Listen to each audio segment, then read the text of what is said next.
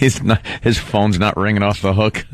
No, and then the other big story that we were discussing in the office, like Isaiah Thomas is effed, and I don't even know why he's effed. I know. I don't get this story at all. I have been following this case. I don't really understand what happened. Isaiah Thomas, of course, the Knicks coach. You know, it's a multi-million-dollar sexual harassment lawsuit. $10 million this woman wants for being sexually harassed at work because apparently he called her a bitch. Is that what it comes down to? That's all I've heard. The news comment that the B word, called her the B word. And Madison Square Garden is saying they fired her because she wasn't doing her job. But now, you know, it depends on what jury you get. And well, they're hinting. Yeah, apparently they're hinting that they're going to see it her way. See it her way, yeah, in her favor. It's now just down to how much money they're going to give her. Punitive damages here that you're giving me. I got to tell you, you know, we work with a lot of women around here. I'm very cordial. I'll nod. I'll say hi. And that is it. Yeah. It is too scary now. Yep. You could just say something what you think is innocent because you don't know any better. Nothing too crazy. And next thing you know, you're being either fired or there's a lawsuit against you for millions of dollars. Next thing you know, it could be a year, 2 years later. All of a sudden, you're going, what happened? What? Right. September 2 years ago, I said bitch or something, and now I'm being sued for $10 million? It happened to a very good friend of mine in this business. And trust me, this guy was as innocent as they come, and the company had to fight for him. It was a multi-million-dollar lawsuit. In the end, it worked out in his favor. He's okay, but he went through hell for a couple of years. Yeah. Because someone that was part of his morning show, who was the biggest, slut in town, sued him for sexual harassment because of some, just dumb little bit they were doing one morning. I don't even know what it was, to be honest with you. That's why there ain't no place for no broads in this studio. Yeah, and ain't no place for no broads. See? Know who said we should hire a broad? 1948. I was talking to Sean Hannity a few months back. He's like, I think you guys really need a broad in there just to keep you guys, between the lines. I'm like, are you insane? Keep your skirt on. That's why we don't have broads. It's that easy. It happens to a lot of radio guys. All of a sudden, the broad doesn't like something, and she's claiming sexual harassment. Runs off, claims sexual harassment, and tries to get you for money. And that's why we don't have broads as interns for the most part, because it's just too scary. Yep. We made an exception with Renee. She's really, really good. Yeah. And she fits in. The other girl's gone already. Is she really? Yeah, she's gone, and I'm fine with that. Left. Oh. Because it makes me nervous. I'm telling you. Watch me after the show. I'll walk down the hall. I'll be very nice, and I'll be cordial to anyone that works for the same company I do. But I'm not going to say much more than, hi, having a good day? That's it. No more pats on the ass from me. That's for sure. I'm a little scared. I'm not going to go patting them or trying to hold them like bowling balls. I miss the ass pinch myself. I miss the old ass pinch. Now it's just a job well done. Us men patting each other on the ass. Yeah. You were laughing at one day when we were talking about the pinch recently, and Anthony described the pinch as the crooked finger and the thumb. Yeah.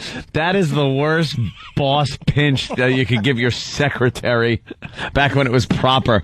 Yeah, just curl your pointer finger up and then use your thumb and pinch it against your knuckle. There you go, honey. And you got to go when you pinch her. Looking good today.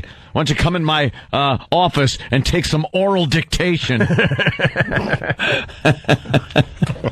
show some cleavage, will you? Yeah.